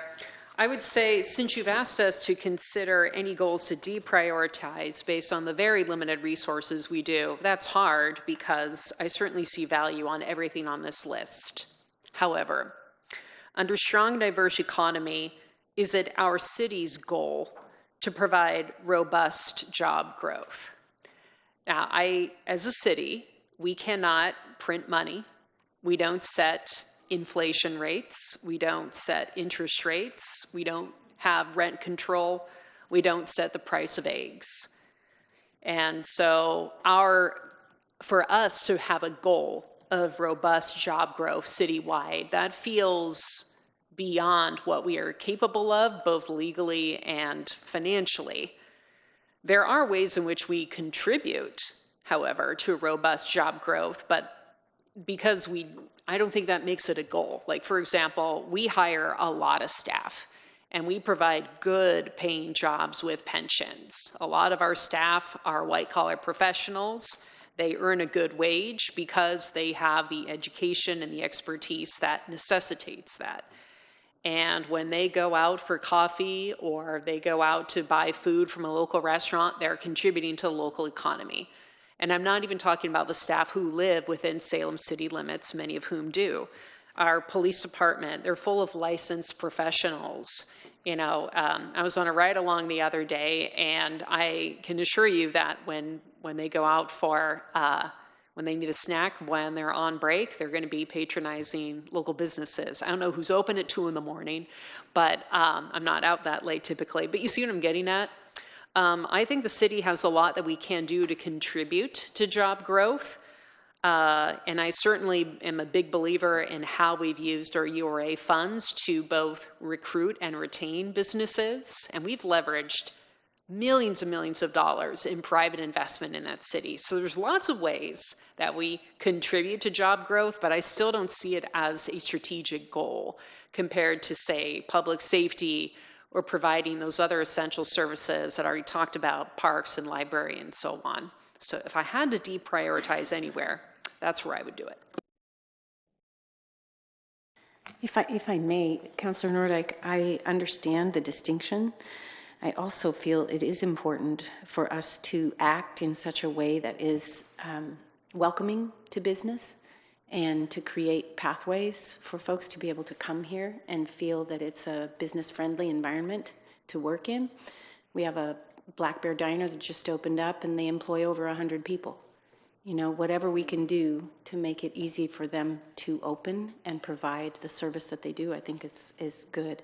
So maybe I would just say that maybe it's robust economic growth, and maybe it's a thriving, resilient economy instead of just a downtown, I think would be important. And Madam Mayor, as I said, I'm talking about robust job growth, not business retention recruitment, which we have supported on council for several years. So I see those as two separate goals. Can you explain that just a little bit further? distinction? I already did, but I'd be happy to explain again. So as a city, we don't set job growth for, say, the public sector, which is a major contributing factor to the local economy. We don't set the price of rent, which can impact people's ability to move here successfully.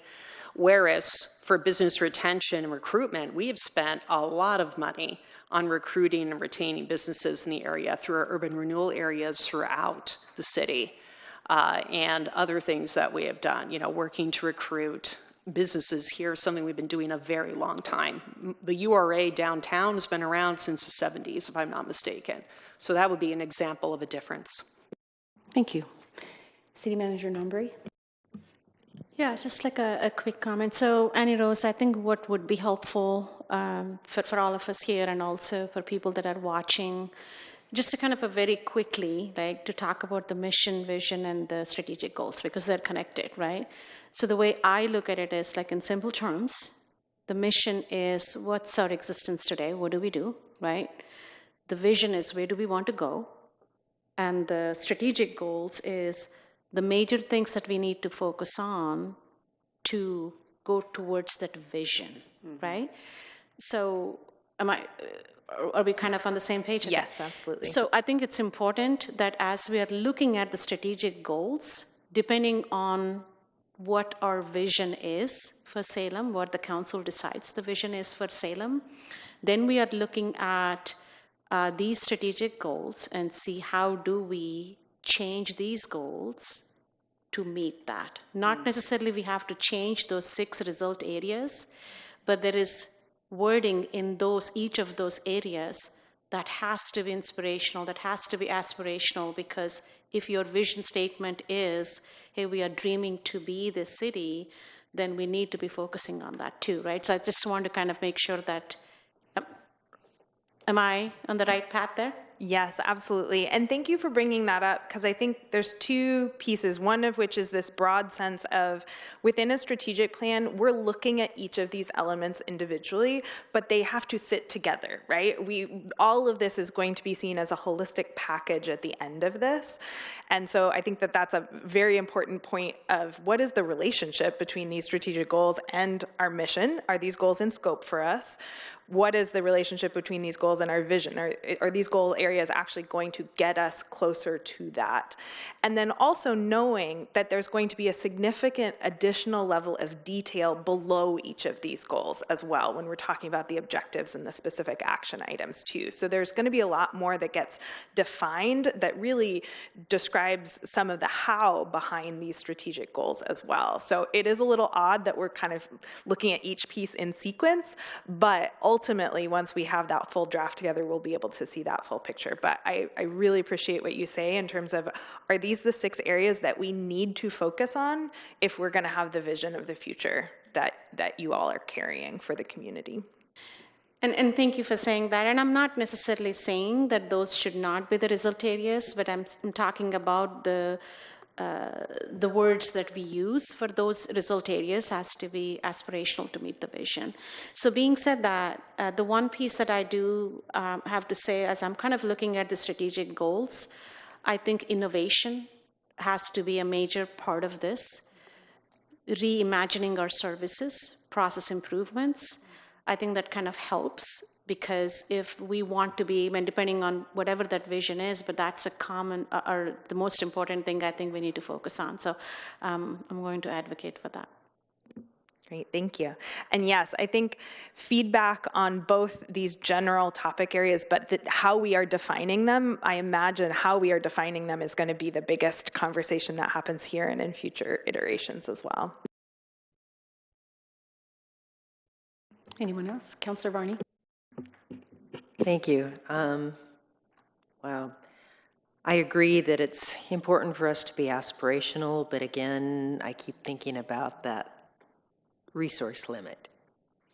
And yeah, we want to plan for growth and et cetera, and I understand that, but just keeping that resource amount in the back of my mind, I feel is really crucial.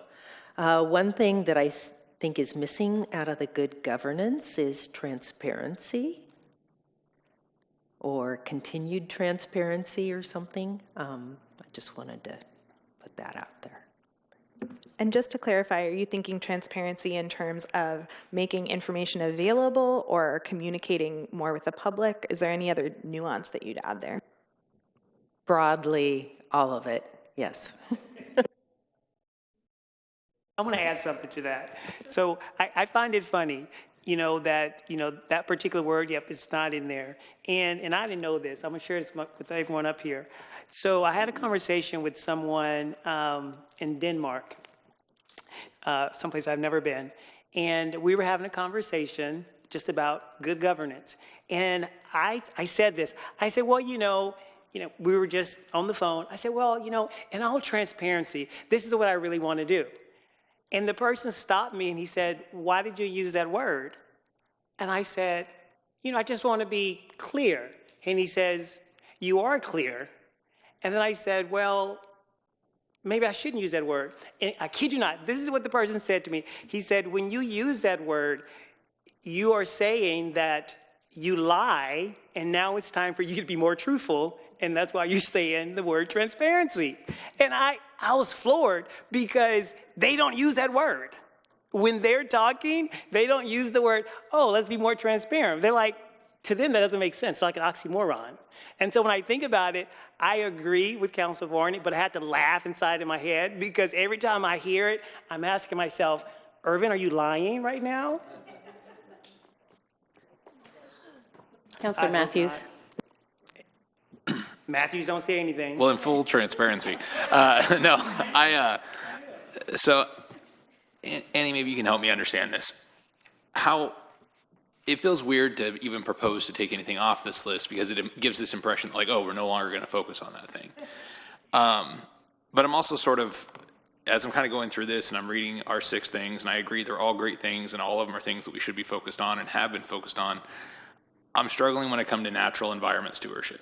And I only say that because it seems like we've been incredibly focused and successful in that, in the fact that when we did just get our newest results, it ranks as number 15 on the list for where anyone sees our biggest problems in the city. And so to say that it's one of our top 6 things that we're going to be focusing on and allocating our resources to, it feels a little weird because only 1% of the people said that was a top issue. And so I'm not saying it's not important. I'm not saying we haven't done a good job. I'm not saying any of those things, but it does feel weird to have it still on the list and allocating such a large percentage of our priorities towards. And if I may, I think you bring up a really great point that I want to emphasize, which is that has, quite an impact on that decision. So.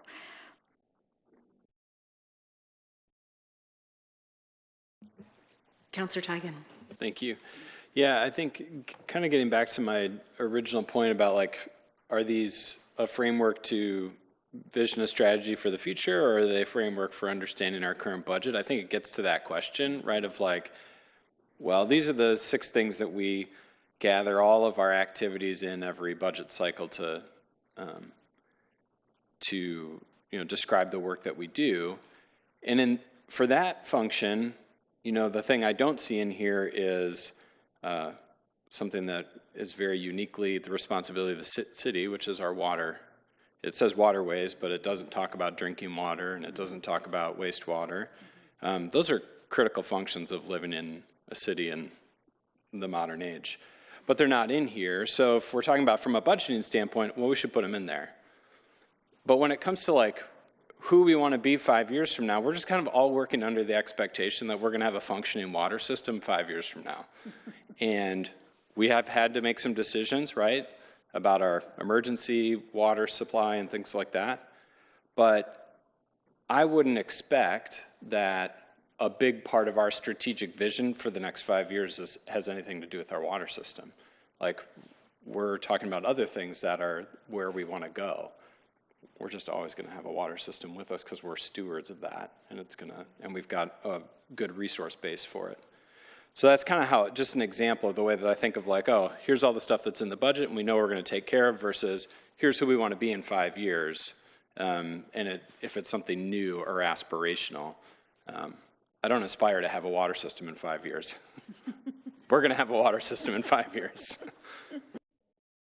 Thank you, Councilor Tigan. And I don't know if now is the time to talk about it, but I am concerned about the sustainability of our water system because of the condition of the pipes between Guerin Island and here. So for me, it does pop up as a priority. Did you? If I may, yeah. Yeah, go right ahead. So I think it's covered under the utility infrastructure is where it is covered. But so if you look at the safe, reliable, and efficient infrastructure towards the end, you have the utility infrastructure. That's where it is covered, and it's not obvious. But Yeah, we're not using the word water, but utility. Right, and the Detroit drawdown, to the city attorney's point, is another example of how we had to focus resource and energy to address a potentially very large issue for our city. I do think it brings up this interesting question of the role of city services for a lot of people. I think we've even had this conversation potentially in this group of so often you want people to not even be aware of some of these services because they're just working so effectively for the residents, right? We don't want people to have to think about water. We want that to just be available to folks. And I think within strategic planning, there is this kind of tension between saying we want to be able to tell people all of the things that we are doing that dramatically improves people's lives and service the community. And we need to have this be strategic, meaning it's not going to have every single piece in here as well. So I think this conversation is kind of highlighting some of those tensions. But I do think it's a really interesting question of saying, if we see this, originally, even though these have been used as a means of organizing the budget, they were originally from a strategic planning process, not a budgeting process, right? And then they've been used within the budgeting process to help make sure that there's consistency between what we're seeing on the strategy side and what's showing up in the budget. So I think here, I would invite you all to think broadly about, are these the goals? Are these the priorities that will get you to that vision? And then we can figure out the logistics of the rest of it. But when we're thinking about the vision that you have for the community, are these the right areas to be focused on? Councilor Brown. Thanks, Madam Mayor. So just a point of clarity, just kind of broaden my horizons a little bit. So, the 8 of us, we live in certain parts of the city, and we represent those constituents. And I think it would be unfair for us to say how I see things in Ward 5 is the same as how Councilor Gwynn sees things in Ward 3, right? 4, that's right. I had to pick on you because I haven't heard your beautiful voice tonight. So there's a reality there. And the part I want to say that you were knocking on the door, but I'm going to say it, is because we do provide services and people enjoy those services without even asking. And this is where the place of tension comes in, because we can take things for granted. I don't know about you, but as a human being, we have this thing called selective amnesia, right? And so out of sight, out of mind. And so when I think about Ward 5, I have to envision and to imagine, or in city manager's case, to reimagine what does it look like when it comes to a better or stronger utility infrastructure in Ward 5, right? You have to kind of fill in the blank. And so I think there's a place of tension that we have to grow in, but not everybody can grow in tension. And when you think about the things we take for granted, a part of me says, how do we elevate that? Because there are going to be some parts of the city where folks are going to say, we're safe here. We don't need any more first responders. We're good. And somebody else, 5 miles away, they're going to be like, nope, that's not my reality. And I think early on, I think it was your colleague, there was the word perception.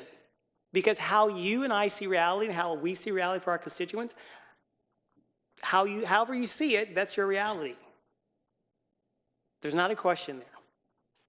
I'm just throwing that into the space because I want Councilor Gwynn to add something to it. Nope, Councilor Matthews is going to go first. Of course. Well, and I think this maybe goes back to what Councilor Teigen said from the very jump of this, which is it feels like not all of this is completely cohesive together. So in one way, we're talking about our vision, where do we want to be in 15 years, where we want to be in 30 years.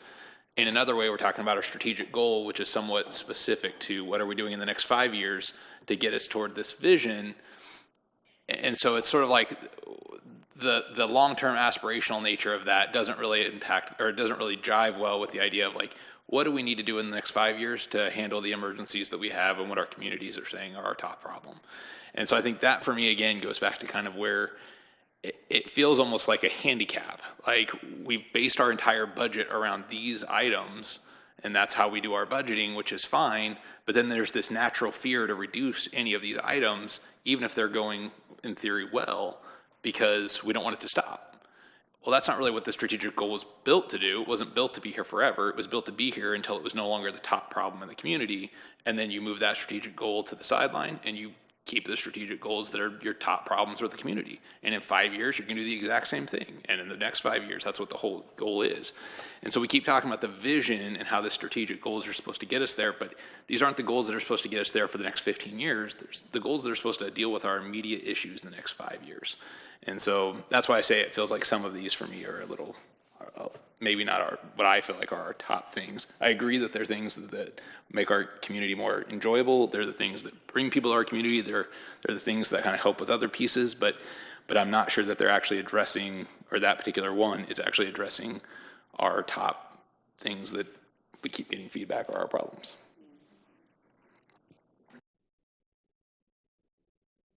Anyone else? Okay, Annie Rose. Thank you so much for that conversation and that feedback.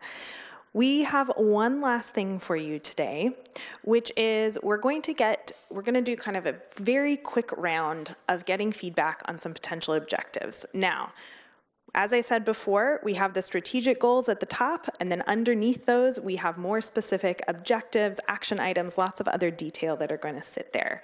We, based on this conversation, based on other conversations, may be shifting things about these goals. So these goals are not set, but this last activity still has things grouped under the current goal areas. So I'm going to hand it over to Jesse to talk a little bit more about our final activity for the evening. Oh, I have a question. Yeah, no, you're fine. So at what point will you let us know that this is some of the interview that we had? Like, do we know where that is? Like, when you called us, where is that at? There we go. So all of those interviews were also included incorporated into that SWOT analysis. Oh, okay. And you will see some of the specific items that were brought up as part of this next round of activities. So we haven't brought those and summarized those separately from the other feedback that we have. Got it. Yeah. And one final note on inclusion. You guys haven't brought up your other colleague. She's been sitting there for the whole hour. She is doing the very critical work of taking all of the items that you are all discussing and putting them into note form so that we can remember them tomorrow. So our colleague Ray is doing incredibly critical and important things. You need a pay raise. We also don't want to throw Peoples for Strategic Planning to the wolves. I'm just kidding. Okay. Objectives. This is what we all have been talking about, breaking down these strategic goal areas into some more concrete priorities. So whereas those strategic goal areas, those big buckets, haven't changed much, maybe some changes to the definitions over the last decade, slightly less when they were first developed back in 2017. This really is where we start to refine and curate and make this plan custom to this next 5 years. So the objectives, again, just that definition to contextualize their function and purpose in a strategic plan. You have these 6 goal areas, these result areas, these priorities is that next layer down where you start to get more specific about the priorities and what you would like to achieve over the next 5 years. This is not going to be representative of every single thing that this city is doing. We don't want to have this be the 9th Harry Potter novel. And so all of that really is meant to focus on what are those major goal areas. You will see some of those topics that we've talked about tonight represented in those priorities. And then the full work of this city comes out in a lot of different kinds of ways. So regular reports to council, regular and other planning documents will represent and capture other work of the city.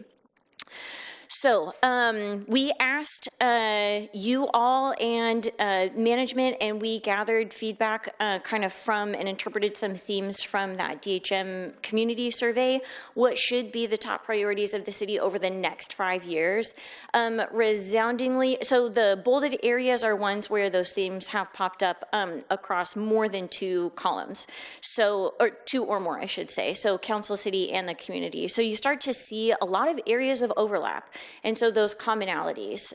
Homelessness response came out as number 1. The community, resoundingly, top concern, top priority for the community is response to homelessness. It got 43% of that statistic, and folks who thought that should be a top priority. Crime and drugs came in second, right at around 15%. So it's an interesting jump between those two. And then budget and spending rounded out that at 7%. Everything below that was 5%. For the city, top priorities, stable and diversified funding, I should say. So really looking at how you can sustain that trajectory. We're in a stable spot right now. How can we keep that trend going? And how could we then think about using that strength to grow into the future? Krishna will be very excited right there in the middle. Process efficiencies and technology was a priority across the board for folks.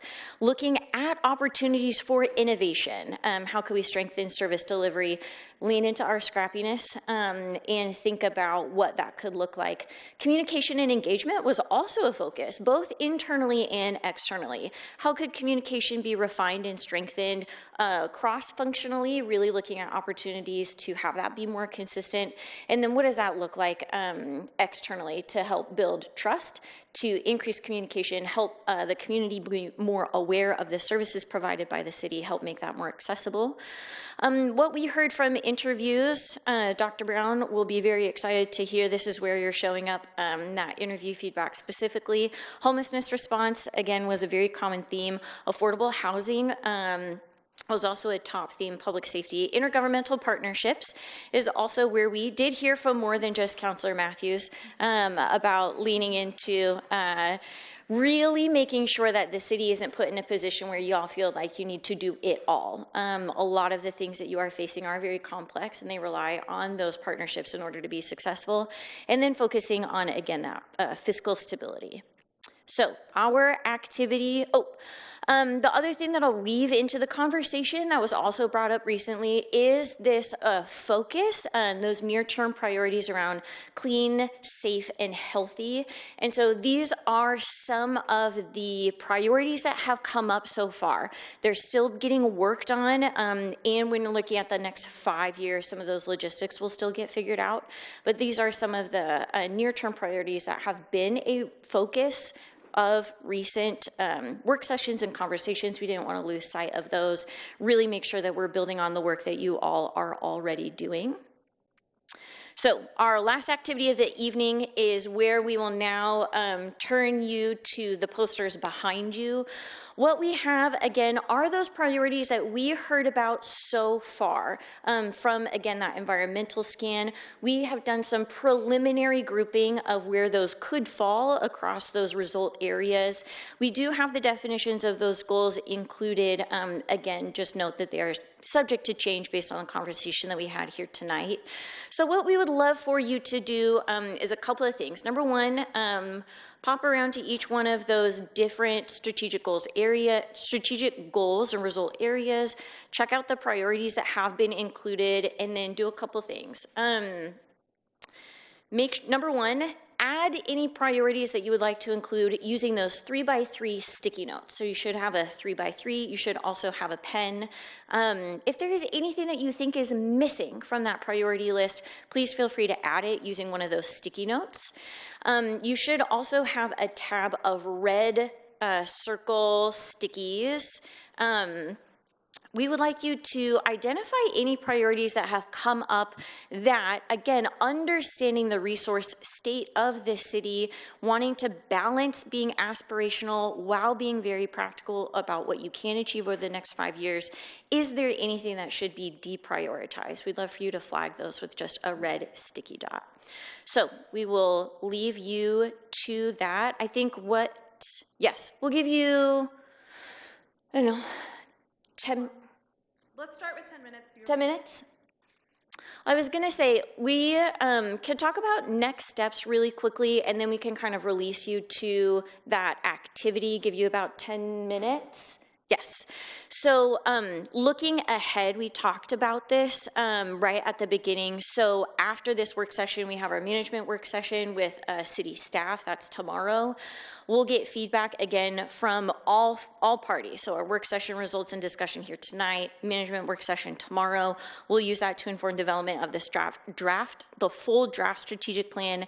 Then it will begin its round of reviews by city management, the community, and city staff. So that's kind of what is on the horizon after we sign off here tonight. So, yes, Councilor.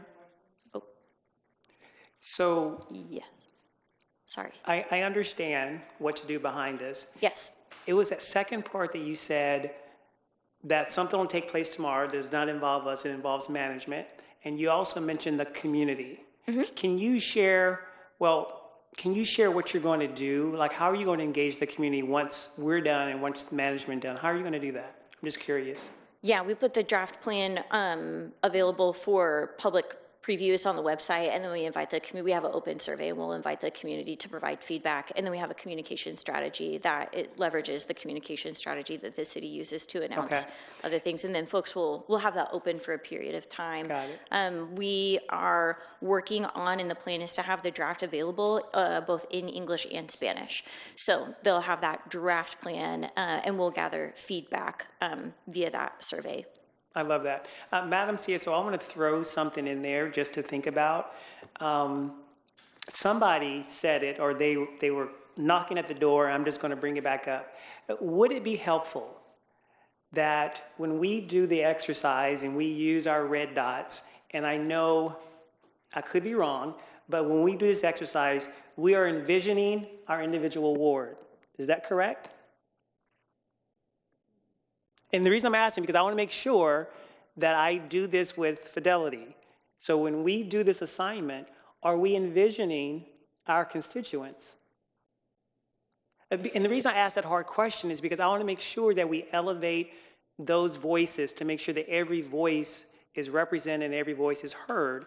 So if I'm doing this activity and I am representing Ward 5, a part of me says, is Varney doing the same activity, but as she sees Ward 8? Is that how we're doing this? You guys think, Brown, there you go again. Because I want to make sure. Councilor Vang. Thank you. I just want to go over the directions again because I think I got it, but then, so the red ones are what we could see being deprioritized. And then the sticky notes are for any additional priorities that we want to add. Okay, thank you.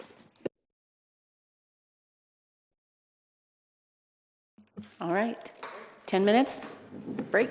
Okay, yes.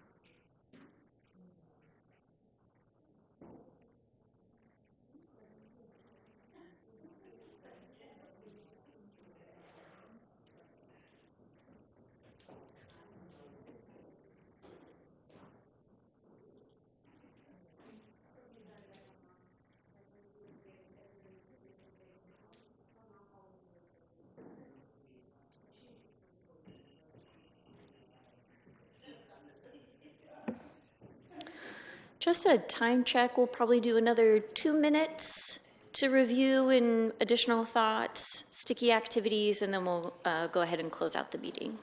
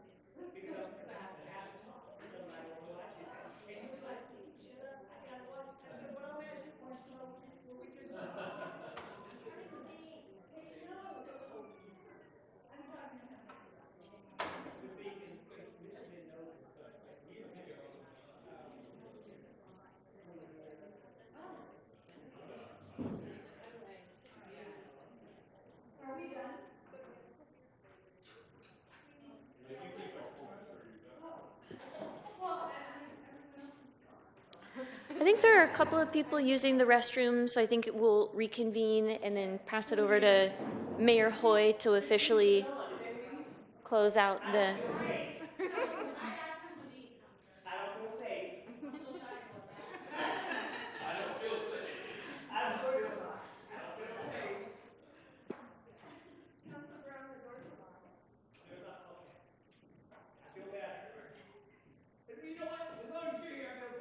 the red sticky dots, that will be uploaded alongside the slides that were shared tonight and made available as part of the meeting minutes. And that concludes our work session for this evening. Thank you again so much for your time and engagement. Awesome. Thank you, everyone, and we are adjourned.